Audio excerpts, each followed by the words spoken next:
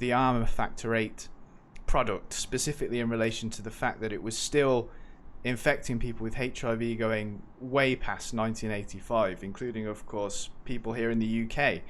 Kind of what did you and people find when they looked at those armor documents, and why was that product still infecting people with HIV when other products were not? They had become HIV safe, so to speak. Right.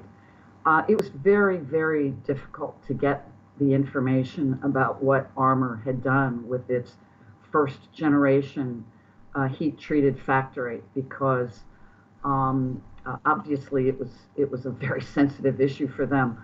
And it took me quite a while to get the documents, partially because they had been sealed in the courts in this country. I was forbidden to access them from U.S. court files. Why had that happened?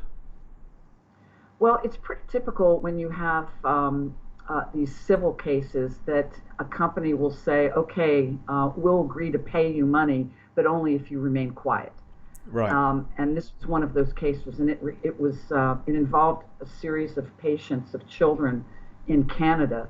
The doctor, in particular, there was a doctor there who had not used commercial blood clotting products for his patients, the children in his practice. As I recall, there were 6 or 8 of them with hemophilia, and he had avoided using these products. Right. Until the heat-treated factor 8 came out, and he was persuaded that it would be virus-free.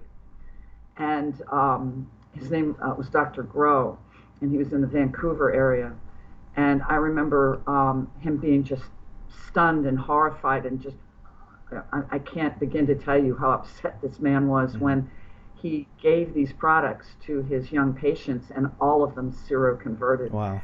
And I remember talking to him, and he said, you know, I had the lab run the tests again. I said, oh, there must be a mistake. So they ran the tests again, and there was no mistake. And they ended up suing. The case ended up in Philadelphia, because at that time, the company was based in suburban Philadelphia, which is how I got involved. One of the reasons I got involved in it, because it was a local story in that sense. And but I couldn't get the documents. It was very difficult because the judge had ordered that they be sealed from public view, so no one would ever know exactly how much, or even if the families of these children had been compensated in any way. Yeah.